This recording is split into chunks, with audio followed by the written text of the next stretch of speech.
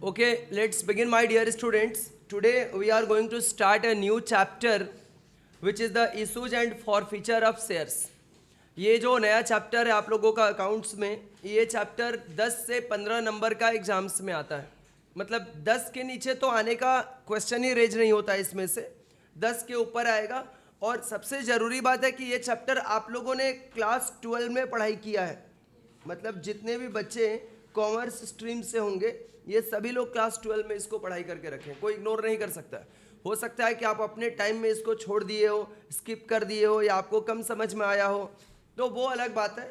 लेकिन ये आपके सभी लोगों के क्लासेस में हुआ करता था, और इसका फ़ायदा आपको उठाते हुए इसमें अच्छा स्कोर करने का कोशिश करना है. बड़े मार्क्स में आएगा और कंपलसरी चैप्टर है. मतलब ऐसा नहीं है कि ये चैप्टर सर आ भी सकता है, नहीं भी आ सकता, वैसा वाला सीन में नहीं है. इधर से क्वेश्चंस एकदम आएगा ही आएगा एग्जाम्स में. ठीक है, देखो इसमें क्या होता है बच्चों, ये कुछ बेसिक चीज़ें हैं. आज मोस्ट प्रोबेबली हम लोग एक भी क्वेश्चन नहीं कर पाए, या करेंगे तो लास्ट में एक क्वेश्चन करेंगे. समझ में आ रहा है ना. अभी जो मैं पढ़ा रहा हूँ कंपनीज एक्ट में भी आपको ये ऑलरेडी पढ़ाया हुआ है. ठीक है ना, ऑलरेडी पढ़ाया हुआ है. या जो लोग अभी कंपनीज एक्ट का क्लास कर रहे हैं उनको पढ़ाया जाएगा. क्या पढ़ेंगे सर हम लोग कंपनीज एक्ट में जाके? इसके बारे में बच्चों, इनिशियल आईपीओ क्या होता है, शेयर्स क्या होता है, डिबेंचर्स क्या होता है, प्लेविंग बैक ऑफ प्रॉफिट का मतलब क्या होता है, शेयर कैपिटल के कितने टाइप होते हैं, ये सारे चीज़ों को मैं आपको बताऊंगा, क्योंकि सम्स बनाने में इसकी ज़रूरत पड़ेगी. फिर उसके एंट्रीज कैसे पास किए जाते हैं. ये जो सेक्शंस आप यहाँ पे देख पा रहे हो, ये सब कंपनीज एक्ट का सेक्शन है. क्लियर है? तो एकदम कंसंट्रेट होकर समझो इसको पहले. और पहले आपने इसको नहीं समझा होगा क्लास 12 के दौरान अच्छे से, जो इसका कारण रहा होगा कि ये बेसिक चीज़ों को आपने नहीं समझा होगा, इसलिए चैप्टर के प्रैक्टिकल क्वेश्चन आपको समझ में नहीं आ रहे होंगे. इसलिए इसको पहले अभी समझना है, पूरा ध्यान लगा के समझना है. बोलना भी है जहाँ पर मैं पूछूंगा, और फिर एंट्री तक याद करा दूंगा आज पूरा क्लास में. जर्नल एंट्रीज क्लास में ही याद करा के घर भेजूंगा, आपको घर जाके याद करने की ज़रूरत नहीं है. ठीक है, बस आपको अगले दिन से सम करना है फटाफट. देखो यहाँ पर क्या है बच्चों, हम लोगों का क्या लिखा है. Every company is required to keep book of accounts at its registered office. सभी कंपनीज अपने रजिस्टर्ड ऑफिस पे अपने बुक ऑफ अकाउंट्स को मेंटेन करती है. ये कंपनीज एक्ट में ऐसा करने के लिए बोला जाता है. समझ में आ रहा ना कि सभी companies, every company is required to maintain their book of accounts. These books are to be maintained in such a way as to disclose. ये बुक ऑफ अकाउंट्स क्या डिस्क्लोज करता है? Sums of money received and spent by the company. Book of account से यही पता चलता है ना कि कंपनी को कितना रुपया आया है, इनफ्लो कितने का आया है, कंपनी का आउटफ्लो कितने मनी का हुआ है, कितने सेल्स और purchases of goods of the company हुआ है, और कितने कंपनी का एसेट्स और लाइबिलिटीज का वैल्यू है. बुक ऑफ अकाउंट्स को देखने से यही चीज़ें हमें पता चलती है. एकदम नॉर्मल सी बात है. आप जब सीए बनोगे, सीएमए बनोगे, किसी भी कंपनी का उठा करके क्या चेक करोगे? Book of accounts. और फिर उस कंपनी का स्टेटस आपको पता चल जाएगा. समझ में आ रहा है ना. अच्छा, हम लोगों को डॉक्टर लोग बोलता है ना, जा करके तो ब्लड टेस्ट करा के ले आओ. अपने कुछ समझ में आता है? नहीं समझ में आता है. ज़्यादा से ज़्यादा हम लोग गूगल में उसको डाल के देखते हैं कि ये क्या बोलना चाह रहा है, तो गूगल में इतना कुछ लिख देता है कि हम लोगों को समझ में नहीं आता है. समझ में आ रहा है ना. तो बेहतर होता है कि हम लोग डॉक्टर के पास जाते हो. वैसे ही सिमिलर ये जो सीए, सीएमए, सीए लोग क्या होते हैं? फाइनेंशियल डॉक्टर होते हैं.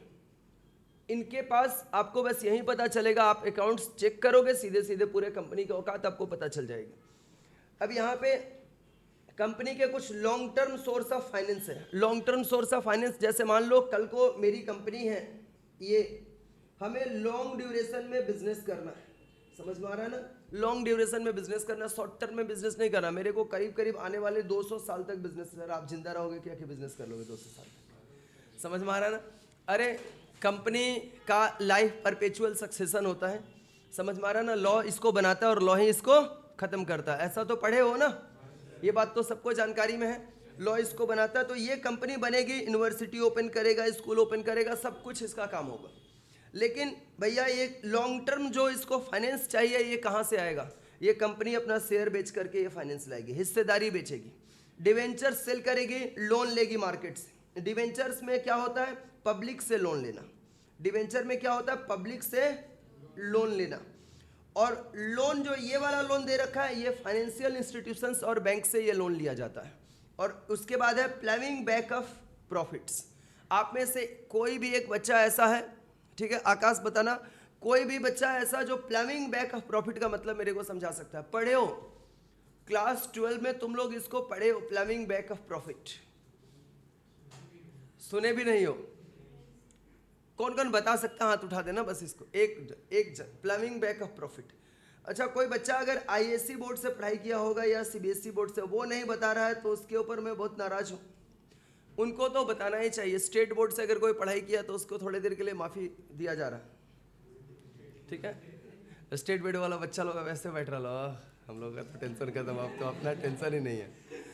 अभी आपको बताना है बच्चे, यहाँ पे जो बच्चे आईएससी सीबीएसई से पढ़े हैं ना, उनके कॉमर्स के या बिजनेस स्टडीज़ के किताब हुआ करते थे, स्टेट बोर्ड के भी होते थे, उसमें लिखा हुआ रहता था प्लमिंग बैक ऑफ प्रॉफिट।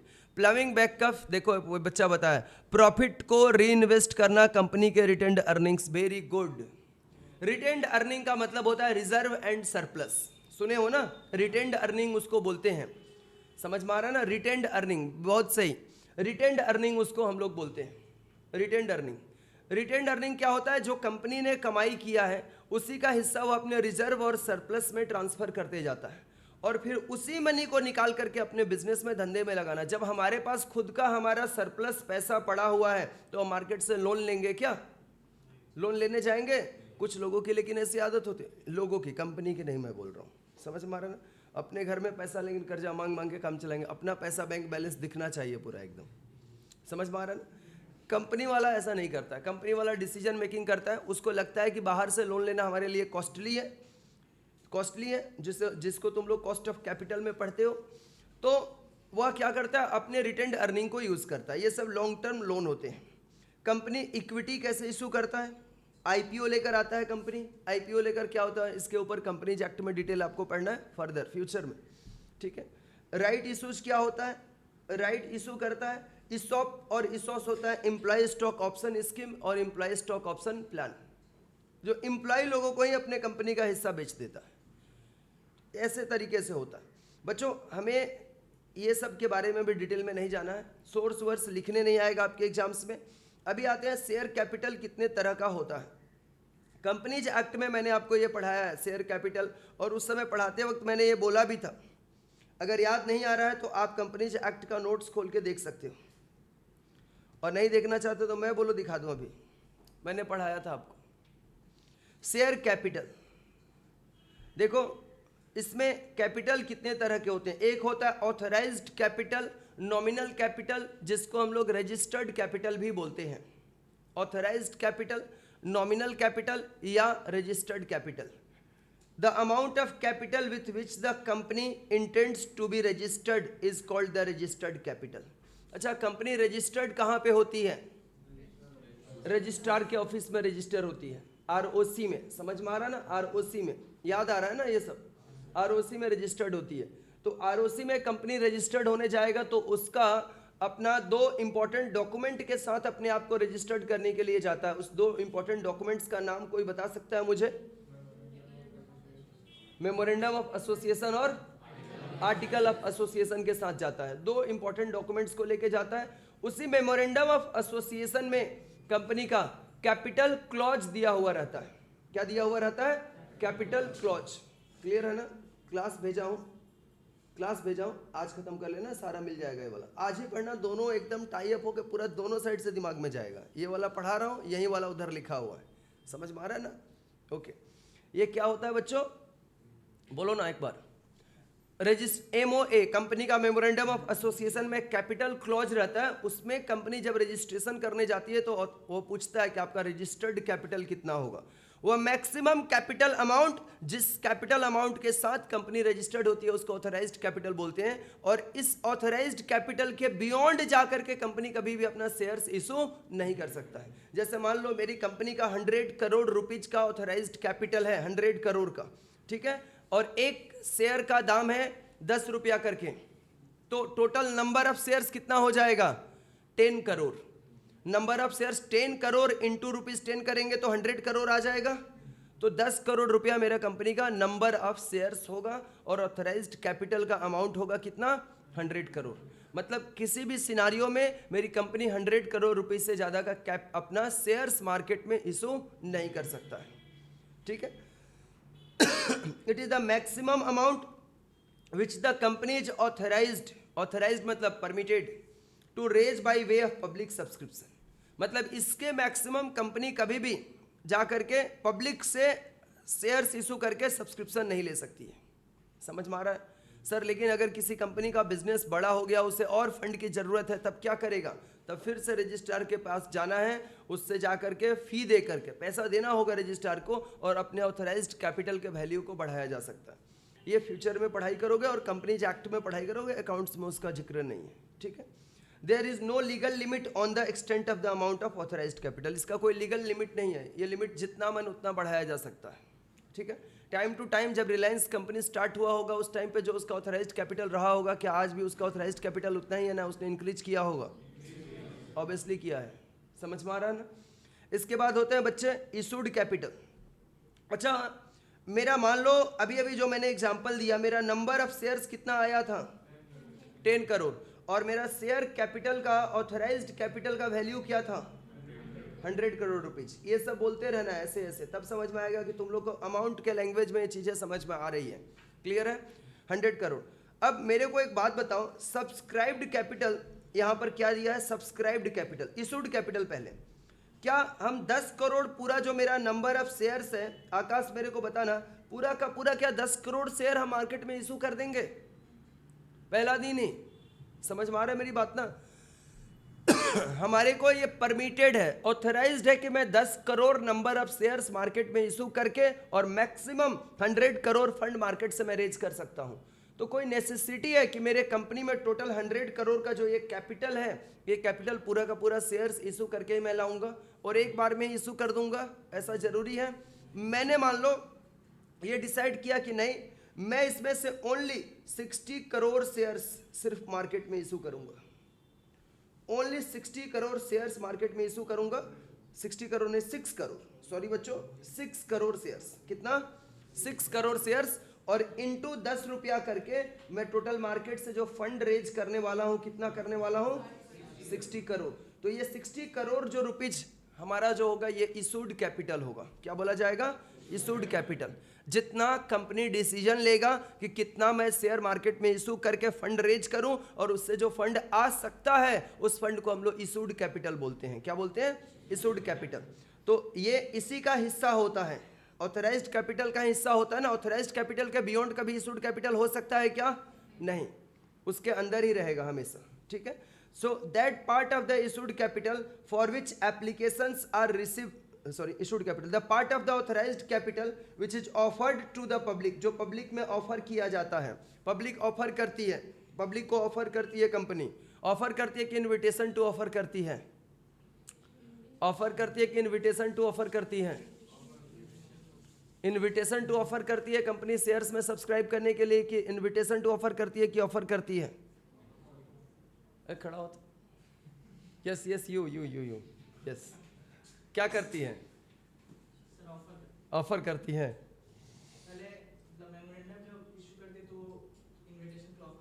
अच्छा, पब्लिक ऑफर करता है ना, कंपनी क्या करता है? मैं ये पूछ रहा था।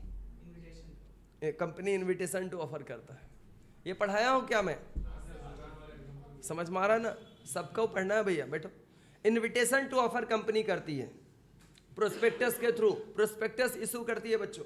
अच्छा, कंपनीज एक्ट में एक चैप्टर ही होता है आप लोगों को पढ़ने के लिए, प्रोस्पेक्टस, चैप्टर का नाम है। समझ में आ रहा ना? इंटरमीडिएट में पढ़ाई करना है। ये क्या करना है? Company part of issued capital होता है, sorry, part of authorised capital होता है, which is offered to the public for subscription, is called issued capital.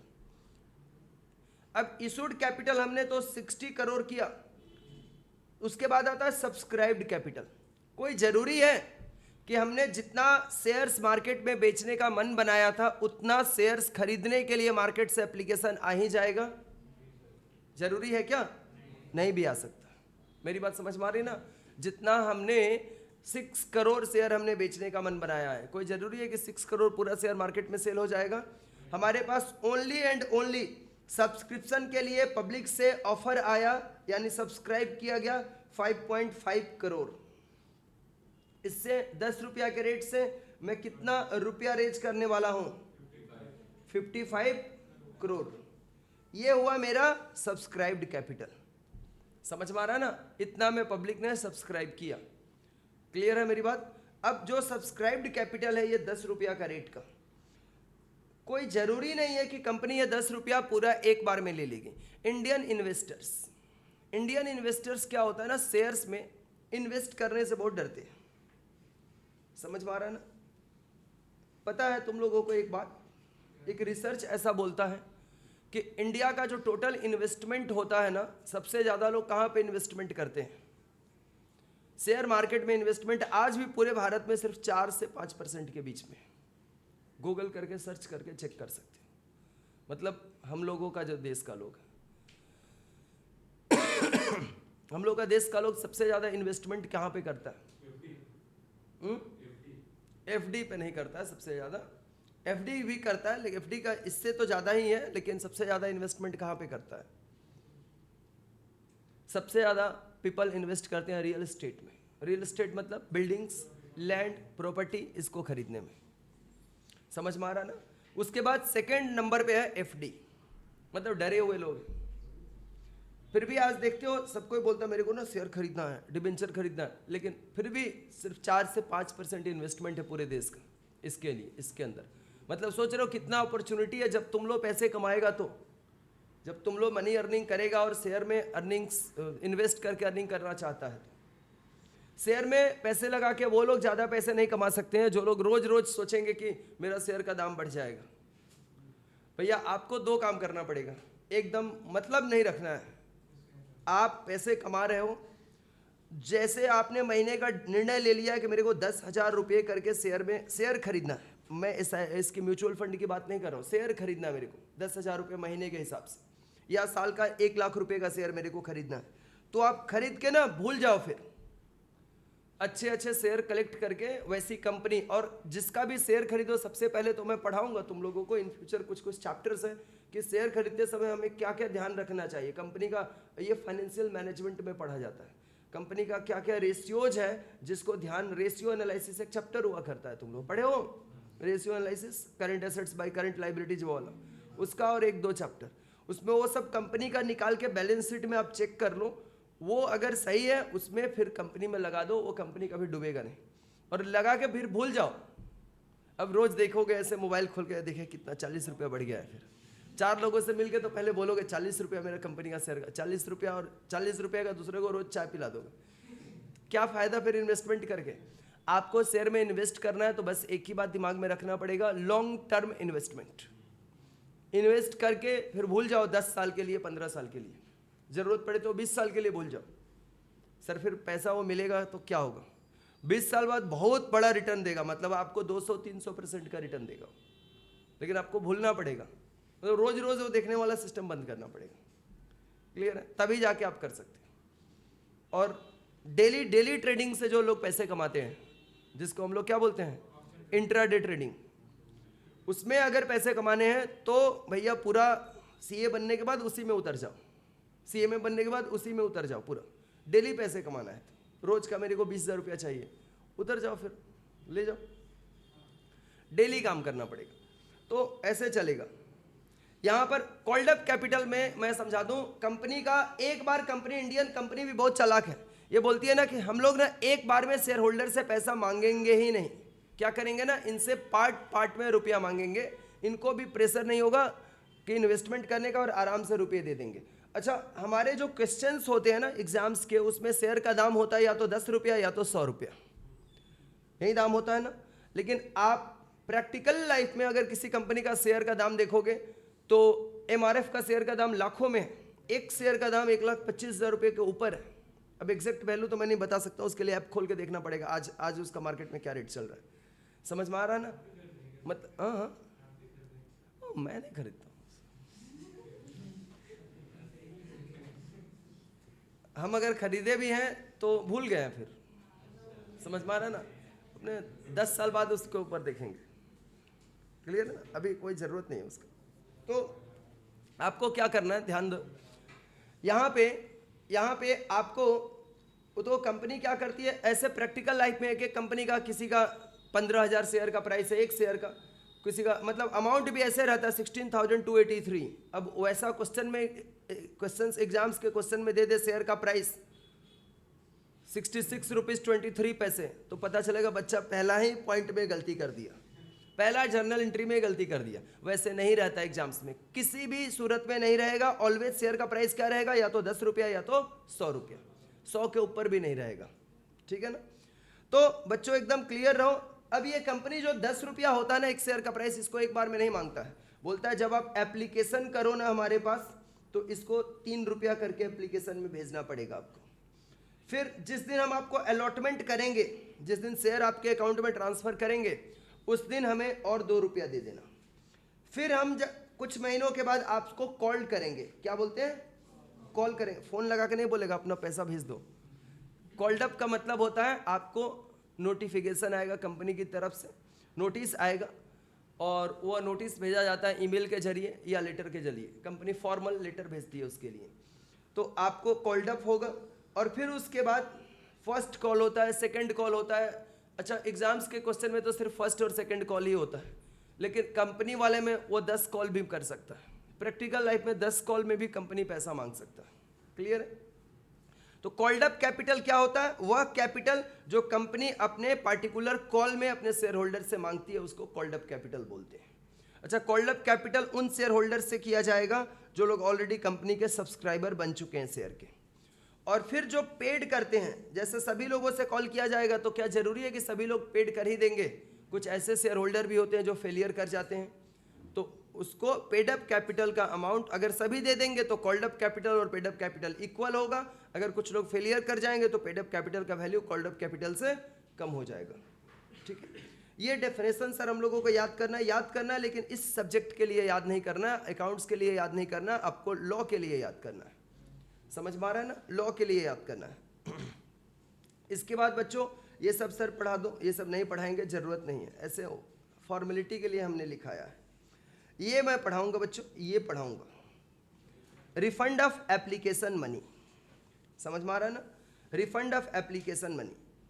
Application money क्या होता है, जैसे आप किसी कंपनी का शेयर खरीदने के लिए if the stated minimum amount has not been subscribed and the sum payable on application is not received within the period specified therein, the application money shall be repaid within a period of 15 days from the closure of the issue, and if any such money is not so repaid within such period, the directors of the company who are officer in default shall jointly or severally be liable to repay the money with interest at 15% per annum. ये क्या होता है बच्चों, नियम ये है ना कि जैसे मान लो एक कंपनी, ध्यान से सुनना ना मेरी बात को, 1 लाख शेयर्स कोई कंपनी अपना मार्केट में इशू किया है। 1 लाख, छोटा अमाउंट से बता रहा हूँ, जल्दी समझ जाओगे। तो कंपनीज एक्ट का नियम है कि 90% शेयर उसका बिक जाना चाहिए। कितना? 90% शेयर्स। समझ में आ रहा है ना। और कंपनी का अगर 90% मतलब 90,000 शेयर में अगर आपका सब्सक्रिप्शन नहीं हो गया, तो फिर आपको ये शेयर इशू करना ही नहीं होगा, बाकी सबका पैसा लौटाना पड़ेगा। मेरी बात समझ में आ रही है ना। अब कंपनी लोग बहुत डरे हुए रहते हैं। ये लोग क्या करते हैं ना, अपने से डायरेक्ट शेयर इशू नहीं करते हैं, ये लोग अंडर राइटर्स का हेल्प लेते हैं। अंडर राइटिंग ऑफ शेयर्स मैंने पढ़ाया है तुम लोगों को, under writing of shares. Under writers क्या करते हैं, अंडर राइटर्स, ये एक चैप्टर होता है अकाउंट्स में, under writing of shares. Company क्या करती है, अंडर राइटर्स का हेल्प लेती है, उनको बोलती है ना कि आपके थ्रू मैं शेयर बेचना चाहता हूं, आप मेरे शेयर को बेचो। अंडर राइटर्स भी इसकी गारंटी देते हैं कि आपका शेयर सारा का सारा हम सेल करवा देंगे। और जो शेयर नहीं बिकेगा ना, आपको तो 90% पहुंचने से मतलब है ना, अगर 90% नहीं पहुंचा तो हम लोग खुद खरीद लेंगे। बात समझ में आ रही है ना, हम लोग खुद खरीद लेंगे, तो आपका शेयर मार्केट में ही बिका ना, उसके बाद बाकी देखा जाएगा। तो अंडर राइटर्स इन शेयर को क्या करते हैं, खरीद के 90% इनका सब्सक्रिप्शन करा देते हैं, उसके लिए बदले में कमीशन लेते हैं वे लोग। समझ में आया। और अगर कंपनी का अगर 15 दिन अगर पूरा सब्सक्रिप्शन नहीं आया, 90% शेयर नहीं सेल हो पाया, तो सभी लोगों का एप्लीकेशन मनी रिफंड करना पड़ेगा। और कंपनी अगर रिफंड करने में देरी किया, तो जिस दिन क्लोजर होगा, वहां से जिस दिन क्लोज डेट होगा, उस दिन तक अगर फंड नहीं रिफंड कर दिया, तो कंपनी के ऊपर 15% के रेट से ब्याज चलता है। कितना रेट से? 15%। मतलब ये वाला कंपनीज एक्ट बनाने वाला लोग जो है गवर्नमेंट, वो भी मानती है कि कंपनी जो फंड पब्लिक से लेता है उसके ऊपर 15% से ऊपर अर्निंग करता है, तभी वो रेट 15% का दिया है कि कम से कम भैया तुम ज़्यादा अगर उनका पैसा अटका लिए हो, शेयर भी नहीं दिए, पैसा भी रख लिए, तो तुम कमाई में कहीं लगा दिए हो पैसे को। अच्छा, हम लोग अगर अपना 20 रुपया किसी को दे दे तो अगले दिन फिर 20 रुपया मांग लेते हैं, कोई फ़र्क नहीं पड़ता है। वे लोग अगर 14 डेज के लिए भी, मैंने पढ़ाया है इन बच्चों को, आप लोग नहीं पढ़े हो, इन बच्चों को पढ़ाया है मैंने फाइनेंशियल मैनेजमेंट में। 14 दिन के लिए भी अगर कंपनी अगर लोन देती है, 7 डेज के लिए भी देती है, समझ में आ रहा है ना। 1 डे लोन भी होता है जिसमें करोड़ों करोड़ों रुपए के ट्रांजैक्शन होते हैं और कंपनी उसमें अर्न करती है इंटरेस्ट 1 डे में भी, समझ में आ रहा है ना। तो ये इसीलिए इनके ऊपर 15% के रेट से ब्याज लगा दिया जाता है। अब आ जाओ जर्नल एंट्रीज पे, ये याद कर लेना है, फिर चैप्टर हो जाएगा खत्म, समझ में आ रहा है ना। देखो, journal entries for general issues of share, यही मेन है बच्चों। कितने लोगों को जर्नल एंट्री पहले से आता है, एक बार बताना, जर्नल एंट्री जिनको जिनको आता है। रीइश्यू का सिखा देंगे, चलो बाकी लोगों को नहीं आता है, ठीक है। जिसको आता है वो लोग और अच्छे से समझो, जिनको नहीं आता वो लोग पूरा फ्रेश ताज़ा ताज़ा समझो एकदम, ठीक है। कंपनी के पास एप्लीकेशन मनी 2 तरह से आता है। एक आता है पार्ट पेमेंट। पार्ट पेमेंट का मतलब हुआ कि तोड़ तोड़ के पैसा आएगा। एप्लीकेशन मनी में कुछ रुपया, फिर अलॉटमेंट के समय कुछ अमाउंट, फिर फर्स्ट कॉल में कुछ अमाउंट, सेकंड कॉल में कुछ अमाउंट, फाइनल कॉल में कुछ अमाउंट, ऐसे। और एक आता है लंप सम। लंप सम का मतलब क्या होता है? लंप सम वर्ड का मतलब होता है in total. Lump sum word का मतलब क्या होता है बच्चों? इन टोटल, मतलब पूरा का पूरा शेयर का मनी एक बार में अकाउंट में चले आना। मतलब 10 का 10 रुपया एक बार में कंपनी मांग लेती है। अब जो स्टेटसफुल कंपनी होती है जिसका शेयर खरीदना अपने आप में बहुत बड़ी बात है, तो वो लोग थोड़े ना ऐसा करेगा कि हम पार्ट पार्ट पेमेंट लेंगे। खरीदना है, तुम्हारे पास पैसे है तो एक बार खरीदो, नहीं तो जाओ, ऐसे। समझ में आ रही मेरी बात ना? तो यहां पर कैसे जर्नल एंट्री होगा? Issues of share at lump sum, एक बार में मनी आएगा। Application money received for equity और प्रेफरेंस शेयर। इक्विटी शेयर का जो एंट्री होता है वहीं प्रेफरेंस शेयर के लिए भी होता है। जब एप्लीकेशन आएगा तब कंपनी के पास एप्लीकेशन के साथ फंड भी आता है। समझ में आ रहा है ना? फंड भी आता है। क्या हो जाएगा? Bank account debit to equity share capital या फिर preference share capital, preference share application account, capital नहीं, इक्विटी शेयर एप्लीकेशन अकाउंट या प्रेफरेंस शेयर एप्लीकेशन अकाउंट। ये जर्नल एंट्री होता है। ये कब होता है? जब एप्लीकेशन मनी रिसीव होता है। क्या एंट्री होता है? बैंक अकाउंट डेबिट टू, आप प्रेफरेंस छोड़ दो ना, इक्विटी के जगह पे प्रेफरेंस रिप्लेस कर देना बाद में, अगर सम्स में मिलेगा प्रेफरेंस तब। आप इक्विटी बोल के ही बस याद करो, तो याद करना आपके लिए क्या होगा? आसान होगा। क्या एंट्री हो जाएगा? Bank account debit to come. अच्छा, ये जर्नल एंट्री जो होता है ये शेयर होल्डर अपने बुक में पास करता है कि कंपनी अपने बुक में पास करती है? कंपनी अपने बुक्स ऑफ अकाउंट्स में पास करता है ये एंट्री। तो कंपनी के पास तो फंड आएगा ना, जब कोई शेयर होल्डर एप्लीकेशन भेजेगा तो कंपनी के पास फंड आता है, तो कंपनी क्या लिखेगा? जब व्हाट कम्स इन, क्या लिखेगा? डेबिट ना। और किस रिगार्ड में आ रहा है? एप्लीकेशन का मनी आ रहा है, तो लिखेगा bank account debit to equity share application account. Bank account debit to equity share application account. Preference भूल जाओ, यहाँ पे लिखा है तो अगर सम्स में अगर कभी प्रेफरेंस शेयर कैपिटल वाला सम आ गया तो इक्विटी के जगह पे सिर्फ रिप्लेस करके आपको प्रेफरेंस लिख देना रहेगा, ठीक है? इतना काम करना है। इसके बाद बच्चों आगे है for transfer of share application money to share capital account. Sir ये क्या है? कंपनी क्या करती है ना, आपको मैं यहाँ पे लेके आता हूँ थोड़ा सा, फिर इस एंट्री को समझाता हूँ। बातचीत करते हुए बच्चे लोग पकड़े जाएंगे तो उनको यहीं से सिर्फ 5 किलोमीटर की दूरी पे सेंट्रल जेल है, भिजवा दूंगा। और मेरा बातचीत भी है ममता दीदी से। देखो बच्चों यहाँ पे बच्चों ये है शेयर होल्डर्स फंड, दिख रहा है ना? ये बैलेंस शीट है कंपनी का। देखो कंपनी का बैलेंस शीट कैसे बनता है, वैसे नहीं बनता है जैसे तुम लोग वो बैलेंस शीट पढ़ के आए हो, वो लाइबिलिटीज जो कल पढ़े थे, लाइबिलिटीज अमाउंट एसेट्स अमाउंट, ऐसे नहीं बनता है कंपनी का बैलेंस शीट। ऐसे बनता है बच्चों, ध्यान दो, ये कंपनी का बैलेंस शीट होता है ऐसा, दिख रहा है, एकदम वर्टिकल बनता है, लाइबिलिटी ऊपर, एसेट्स नीचे, क्लियर है ऐसे। तो यहां पे मैं अभी बात कर रहा हूं इसमें शेयर कैपिटल, मैं कहां पे बात कर रहा हूं, share capital. Share holders fund के अंदर आता है शेयर कैपिटल, और शेयर कैपिटल में ऑथराइज्ड कैपिटल भी होता है, इशूड कैपिटल होता है, सब्सक्राइब्ड कैपिटल होता है, सब्सक्राइब्ड एंड फुल्ली पेड भी होता है, और subscribed but not fully paid भी होता है, क्लियर है। और इसके अंदर रिजर्व एंड सरप्लस भी होता है, reserve and surplus is also, इसी को हम लोग बोलते हैं रिटेन्ड अर्निंग, समझ में आ रहा है ना, इसी को क्या बोलते हैं, रिटेन्ड अर्निंग। और यही वाला फंड का रुपया जब हम अपने बिजनेस में इन्वेस्ट करते हैं, उसको बिजनेस में इन्वेस्ट करते हैं फर्दर, तो उसको क्या बोलते हैं, प्लविंग बैक ऑफ प्रॉफिट, क्या बोलते हैं, प्लविंग बैक ऑफ प्रॉफिट, क्लियर है। तो ये भी शेयर होल्डर्स फंड का ही पार्ट माना जाता है, रिजर्व एंड सरप्लस भी शेयर होल्डर्स फंड का ही पार्ट माना जाता है। अब बच्चों यहाँ पे देखना, मैं जब भी मेरे पास शेयर का रुपया आएगा मेरे पास अकाउंट में, बैंक में, तो वह किस रिगार्ड में हमने इशू किया है, एप्लीकेशन का मनी, जैसे ही आएगा ना उसको तुरंत हमें सबसे पहला काम क्या करना होगा, उसको शेयर कैपिटल में ट्रांसफर करना होगा। मेरी बात समझ में आ रहा है ना। सर हम नहीं करेंगे, कुछ दिन तक रुपया को छुपा के उसी अकाउंट में रखेंगे तो चलेगा क्या। तो कंपनीज एक्ट वाला बस कुछ नहीं करेगा, आपके कंपनी का जो रजिस्ट्रेशन दे रखा है, लाइसेंस, उसको कैंसिल कर देगा, और ज़्यादा कुछ नहीं करेगा, फिर करते रहो बिजनेस। आपने उससे परमिशन लिया था ऑथराइज्ड कैपिटल का, फिर आपने इशूड किया, और इशूड करने के बाद जैसे ही फंड आएगा आप उसको सबसे पहला काम क्या करोगे, शेयर कैपिटल में ट्रांसफर करोगे। तो हम लोगों ने पहला एंट्री क्या याद किया है, पहला एंट्री हम लोगों ने क्या याद किया, bank account debit to equity share application account.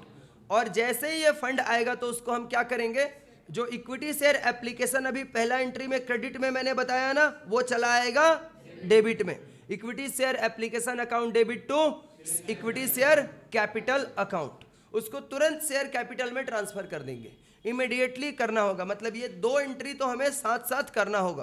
Piyush समझ रहे हो तुम, ठीक है। आज सोना कम हुआ हमको लग रहा है, समझ में आ रहा है ना, ठीक है।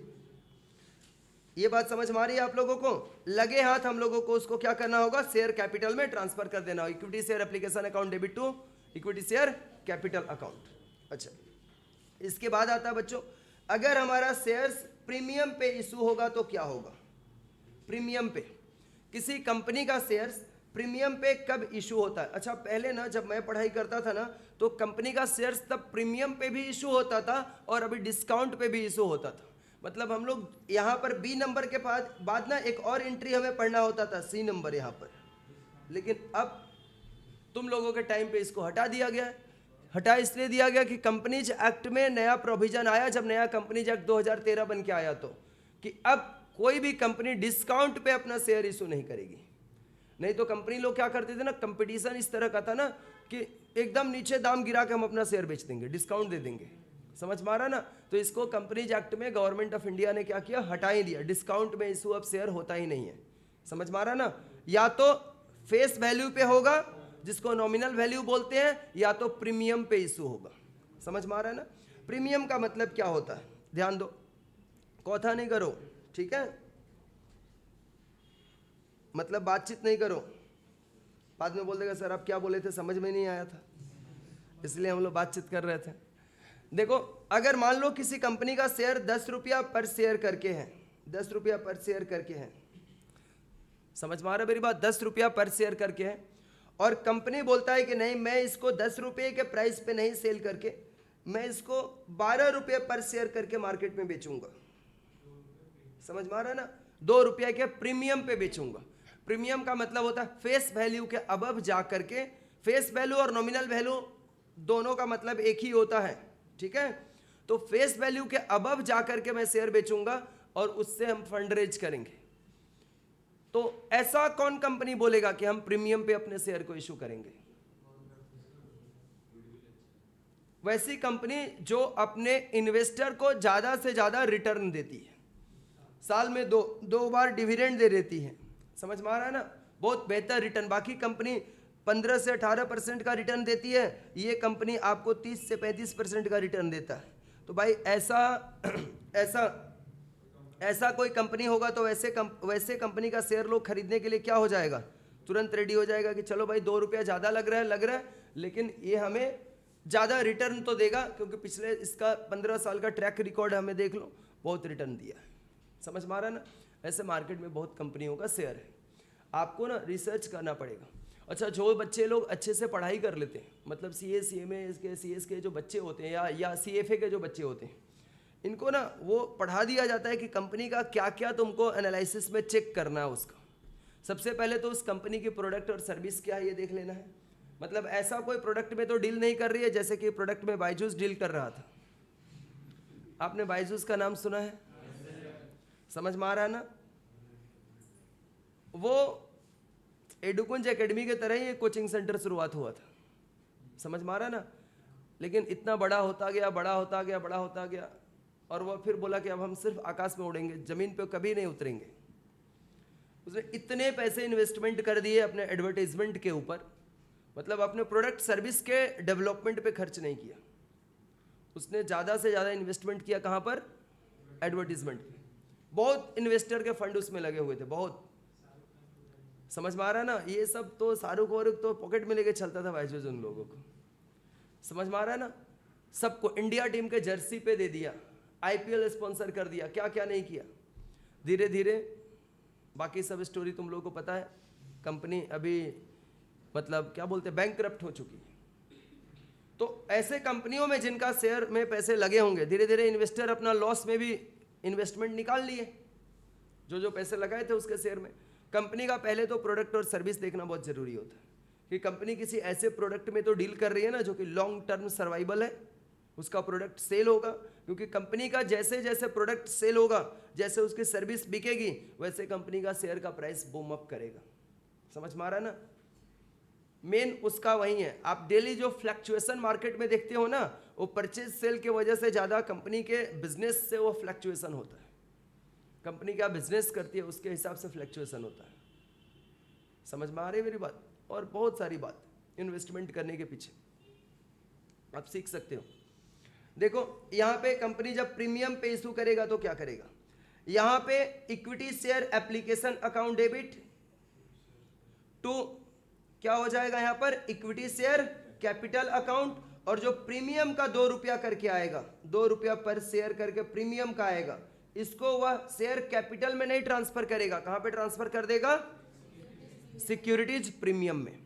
जैसे एप्लीकेशन जब आएगा तो एंट्री करेगा bank account debit to equity share application account, उस समय 12 रुपया करके ही लिखेगा, 1 लाख शेयर इंटू ₹12। समझ में आ रहा है ना। डेबिट में भी 12 लाख, क्रेडिट में भी 12 लाख। लेकिन जब उसको वह शेयर कैपिटल में ट्रांसफर करेगा तब एंट्री क्या पास करेगा? तब एंट्री पास करेगा equity share application account debit 1 lakh into 12 to equity share capital account 1 lakh into 10 to equity share to securities premium account 1 lakh into 2। जो प्रीमियम का फंड आएगा उसको सिक्योरिटीज प्रीमियम अकाउंट में ट्रांसफर करेगा और वह बनता है रिजर्व एंड सरप्लस का हिस्सा। तुम लोग के पास बैलेंस शीट अपने स्टडी मैट में अवेलेबल है, तुम लोग पलट के देखो। रिजर्व सिक्योरिटीज प्रीमियम आपको रिजर्व एंड सरप्लस के अंडर में लिखा गया होगा, चेक कर सकते हो, लिखा गया है। बस इसके बाद चलो, इसके बाद क्या होता है बच्चों, आगे पढ़ते हैं। नंबर 2, ये एंट्रीज को ध्यान रखो। जर्नल एंट्रीज पूरा माइंड में आपका सेट हो जाना चाहिए। समझ में आ रहा ना। Issue of share against purchase of business assets, business assets, समझ में आ रहा ना। चलो मैं एग्जांपल दे रहा हूं फिर से, ये ऐसे एग्जांपल के लिए है, ऐसा कुछ नहीं है, ठीक है। एडुकुंज लिमिटेड, हमने जाकर के बोला देखो हमारे ना और 40 कोचिंग सेंटर शुरू हो रहे हैं, मेरे को 40 कंप्यूटर चाहिए। समझ में आ रहा ना। 1-1 लाख रुपए का हमने 40 कंप्यूटर ले लिया, टोटल कितना रुपया हुआ? 40 लाख रुपया। समझ में आ रहा है ना। 40 लाख रुपया हो गया। अब कंपनी वाला बोला कि सर वो बिलिंग करा दीजिए ना 40 लाख रुपए का। मैंने बोला रुपया लेके मैं नहीं आया हूँ, कोई अमाउंट नहीं है मेरे पास, हमारी कंपनी का हिस्सेदारी ले लो। समझ में आ रहा है ना। शेयर्स मैं दूंगा अपनी कंपनी का, क्लियर है। 40 लाख रुपए का तुम हमारे कंपनी का क्या ले लो? शेयर्स ले लो। तो कंपनी यहाँ पर अब कोई बिजनेस एसेट्स बाई करती है, जैसे कि मशीनरी खरीदा, शेयर्स उसके बदले में इशू करेगा, तब एंट्री क्या लिखोगे, machinery account debit to equity share capital account, और प्रीमियम पे अगर देगा तो सिक्योरिटीज प्रीमियम अकाउंट आएगा, अगर प्रीमियम पे इशू नहीं करेगा तो ये वाला लाइन आएगा ही नहीं, इसलिए लिखा है इफ इशूड एट प्रीमियम। समझ में आ रही मेरी बात ना? तब कंपनी क्या एंट्री करेगा, computer account debit to direct equity share capital में उतना रुपया ट्रांसफर कर देगा, equity share capital account 40 lakh रुपया, 40 लाख रुपया। बात समझ में आ रही है क्या आप लोगों को? तब एंट्री ऐसे होगा जब कंपनी किसी एसेट्स के टुवर्ड्स, अपने कंपनी का एसेट्स जिनसे खरीदा उनको बदले में कैश नहीं देकर के क्या दे रहा है, शेयर्स, तब एंट्री क्या करते हैं, वह रिस्पेक्टिव एसेट्स का नाम into equity share capital account. Clear है बात? अच्छा, इसके बाद से देखो बच्चों और क्या होता है, issue of shares to vendors against purchase of running business.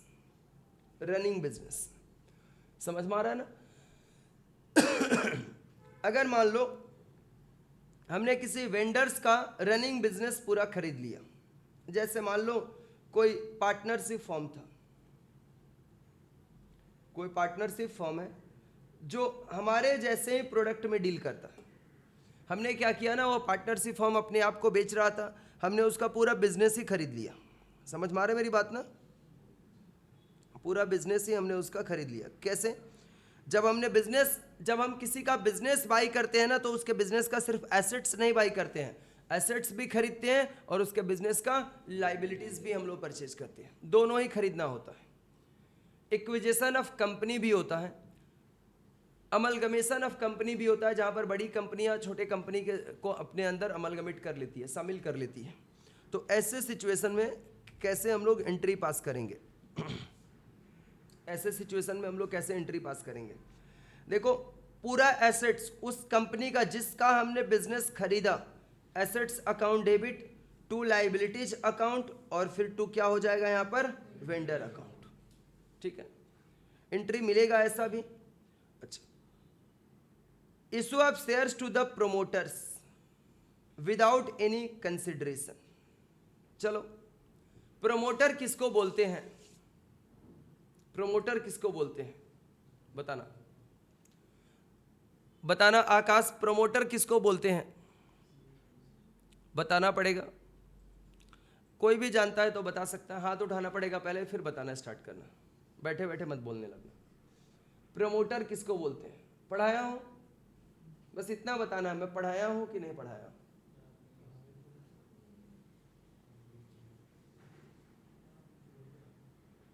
पढ़ाया हूं? पढ़ाए तो थे, पढ़ाए तो थे। प्रमोटर किसको बोलते हैं?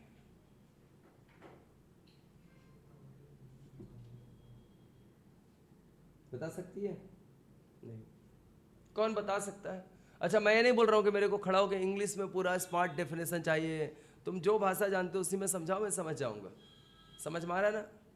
जैसे आकाश ने वो प्लविंग बैग का मतलब समझाया था, एक वर्ड में, एक लाइन में लिखा, मैं पूरा समझ गया कि वो पूरा जानता है, उसके बारे में नॉलेज रखता है, समझ में आ गया था। बता सकते हो? बोलो बोलो बोलो, क्या पता सही हो जाए।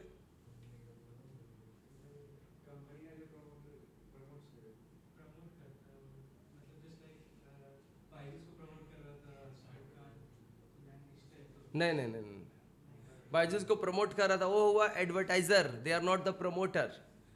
बायजूस को शाहरुख खान प्रमोटर नहीं था, बायजूस का प्रमोटर वो था जो उसका फाउंडर है। समझ में आ रहा है ना? ये प्रमोटर कौन होते हैं, ध्यान से देखो। जैसे कोई भी जो बिजनेस होता है ना, ये बिगिन होता है एकदम इनिशियल लेवल से, या तो सोल प्रोप्राइटर से, जो कंपनी काफ़ी इस्टेब्लिश हो गई है वहीं जल्दी से नया कंपनी फॉर्म करती है। अदरवाइज क्या करते हैं ये लोग? प्रमोटर किसको बोलते हैं? जो कंपनी को रजिस्टर करवाता है। समझ में आ रहा है ना? जो कंपनी का फाउंडर होता है। ये देखो, जो कंपनी के लिए, अच्छा रजिस्ट्रेशन तो तब होगा ना जब कंपनी का एमओए बन जाएगा, एओए बन जाएगा। समझ में आ रहा है ना? कंपनी का ऑफिस सेट हो जाएगा, कंपनी का अपना कुछ बिजनेस होगा। अच्छा, बिना बिजनेस का कोई कंपनी रजिस्टर हो सकती है क्या? बिजनेस तो होना पड़ेगा उसका, क्योंकि कंपनी को अपने मेमोरेंडम ऑफ एसोसिएशन में ऑब्जेक्ट क्लॉज दिखाना पड़ता है। याद आ रहा है? हम किस ऑब्जेक्टिव के लिए बन रहे हैं ये बताना पड़ता है आरओसी में, नहीं तो रजिस्टर्ड करेगा क्या? नहीं। बोले पहले रजिस्ट्रेशन कर दीजिए ना, फिर हम सोचते हैं कि क्या धंधा करना है मेरे को। करेगा क्या? पहले आपको ऑब्जेक्ट क्लॉज बता देना पड़ता है, आप क्या बिजनेस करते हो, किस में डील करते हो, सब बताना पड़ता है।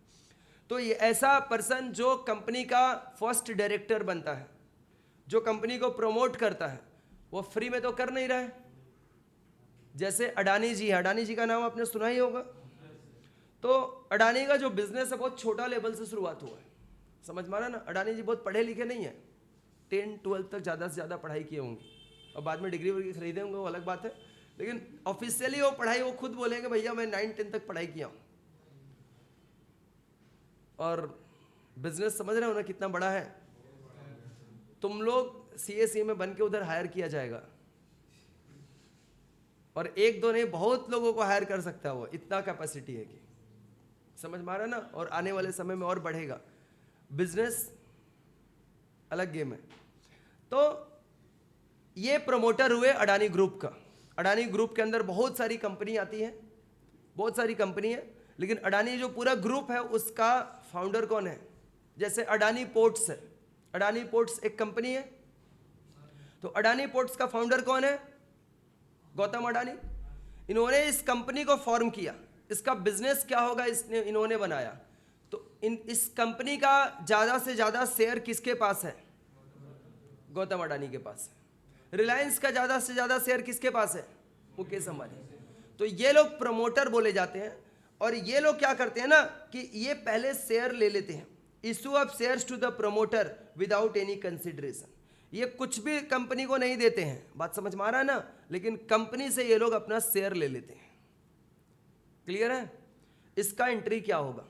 Goodwill account debit to equity share capital account, और अगर प्रीमियम पे इशू करेंगे तो equity share securities premium account. क्योंकि आपको पता है कंपनी और कंपनी का जो फाउंडर है, प्रमोटर है, both are the separate person. ये पढ़े हो ना, कंपनी खुद में एक आर्टिफिशियल पर्सन होता है, रजिस्ट्रेशन के बाद वो सब कुछ डीलिंग अपने नाम से करेगा, ठीक है। और फिर उसके बाद होता है लिफ्टिंग ऑफ कॉर्पोरेट वेल, ठीक है।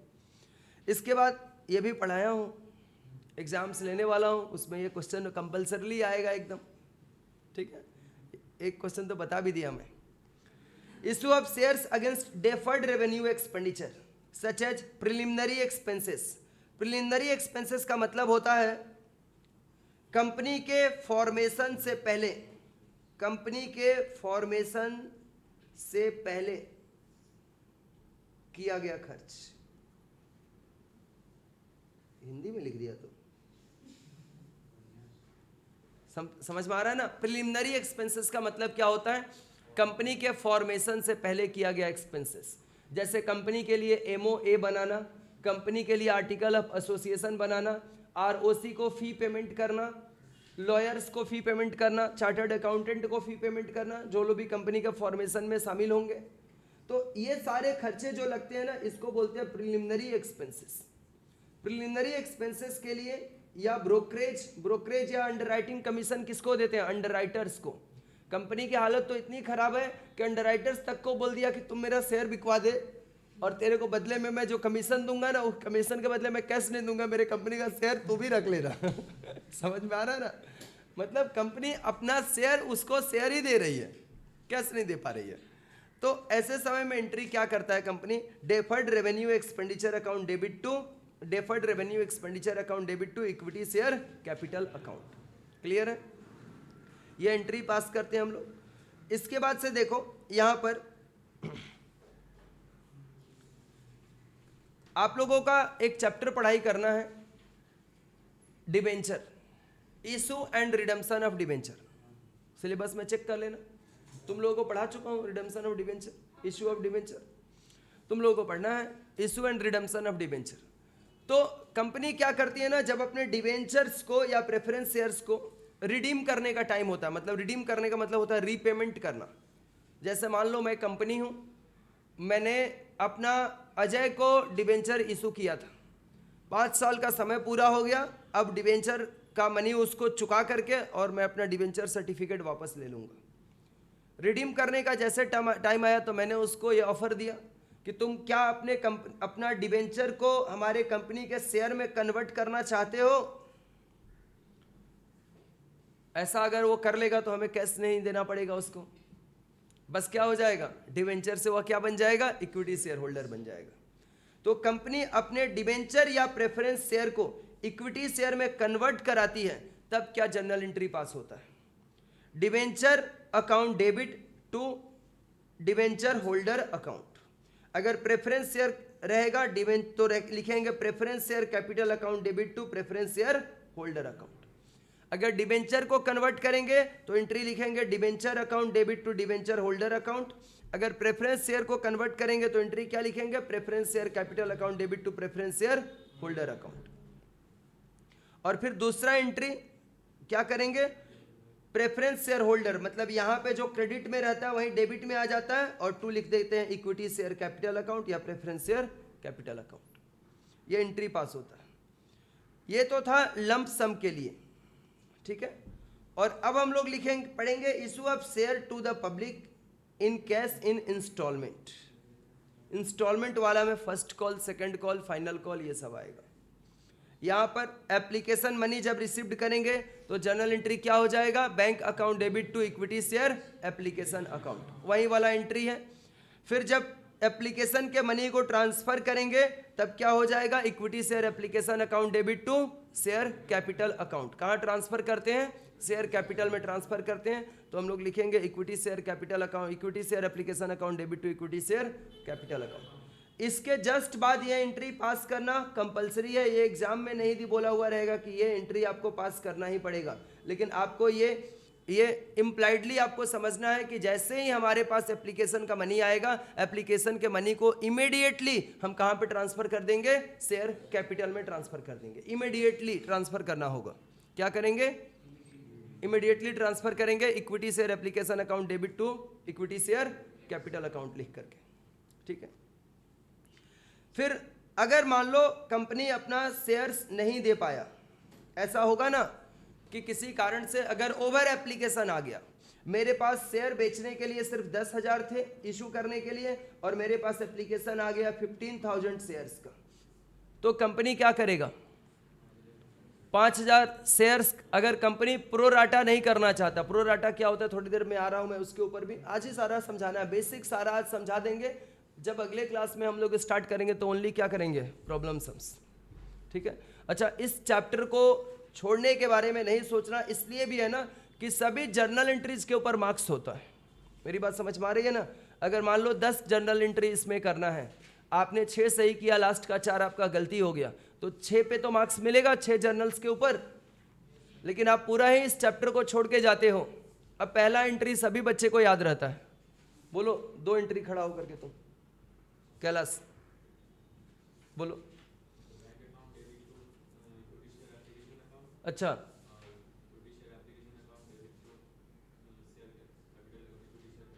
Equity share capital account. तीसरा एंट्री भी तुम बोल पाएगा, अभी खड़ा खड़ा बोलो।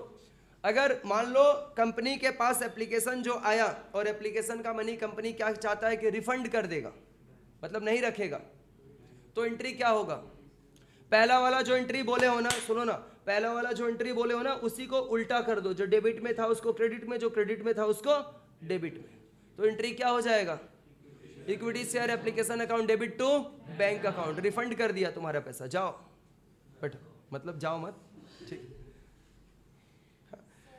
हाँ नहीं वो तो नहीं हो सकता है। देखो एप्लीकेशन मनी जब रिफंड करेंगे तब एंट्री हम लोग क्या पास करेंगे, सुनो तो बच्चों, क्या हो जाएगा, equity share application account debit to bank account. ये एंट्री याद होता जाएगा आपको ऑटोमेटिकली, ठीक है।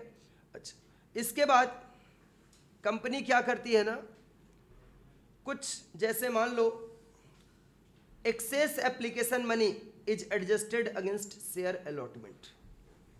कंपनी क्या करती है, एक्सेस एप्लीकेशन मनी को, जैसे मान लो हमारे कंपनी में एप्लीकेशन किस तरीके से आया हुआ है एप्लीकेशन हमारे कंपनी का 10,000 शेयर्स है। कितना शेयर्स है? 10,000 शेयर्स है। समझ में आ रहा है ना? कंपनी के पास एप्लीकेशन आ गए हैं टोटल 10,000 शेयर से एप्लीकेशन आ गए हैं कंपनी के पास 12,000 शेयर का 12,000 शेयर का एप्लीकेशन आ गया है। एप्लीकेशन का जो रेट था 4 रुपये करके था। समझ में आ रहा है ना? 12,000 का एप्लीकेशन आ चुका है।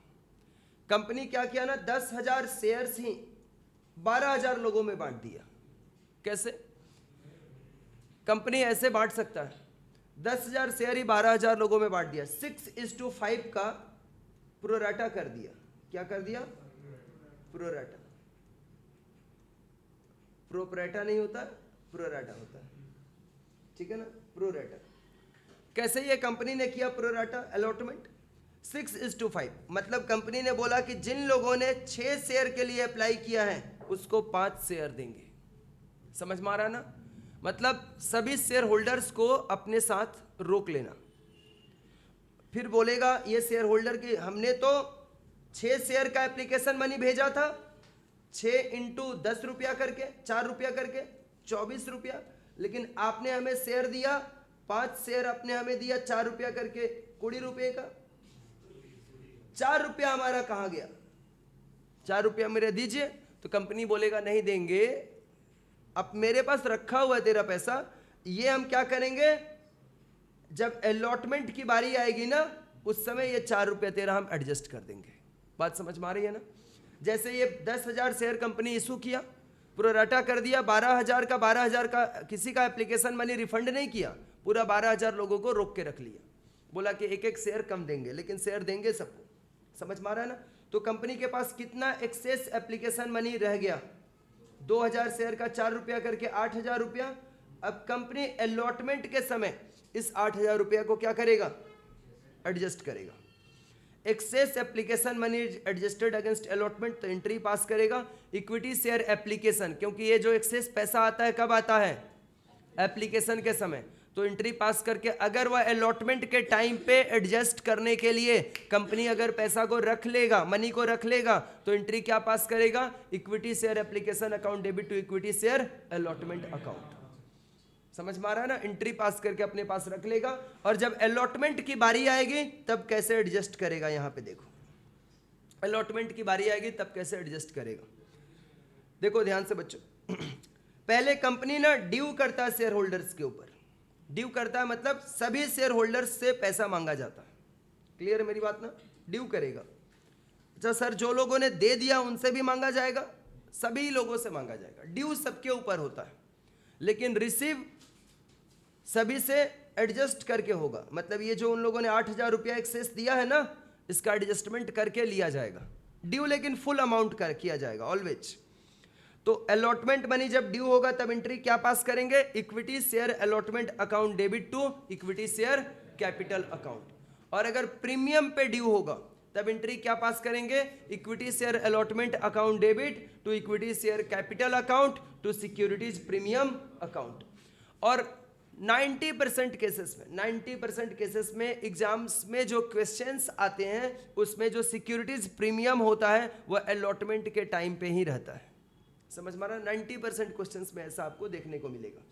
तो ये आपको याद करना ही पड़ेगा, सिक्योरिटीज प्रीमियम अकाउंट। बात समझ में आ रही है ना?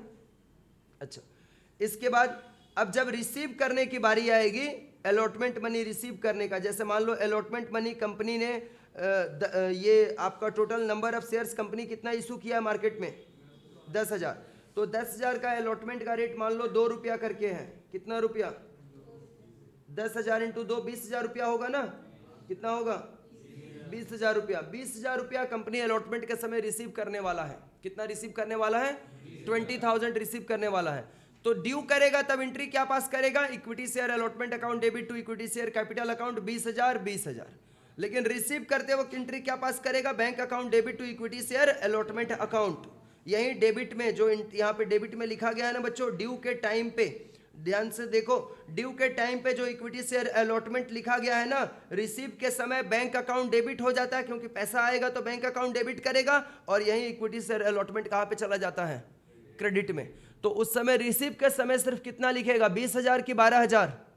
12,000, क्योंकि 8,000 रुपया पहले से लेकर बैठा हुआ है, वो क्या होगा, अभी एडजस्टमेंट होगा। क्लियर है? तो एंट्री यहां पर हो जाएगा, bank account debit to equity share allotment account. Clear है? अच्छा, इसके बाद से allotment money in arrear. Allotment money अगर मान लो अरियर हो गया, जैसे कुछ ऐसा भी तो शेयर होल्डर्स होगा ना, कुछ ऐसा भी शेयर होल्डर होगा जो सिर्फ एप्लीकेशन तो किया, बाद में उसका मूड चेंज हो गया, बोला कि ठंडा लग रहा है ना तुम लोगों को, यही तो बात हुआ था कि सर उधर का बंद होगा।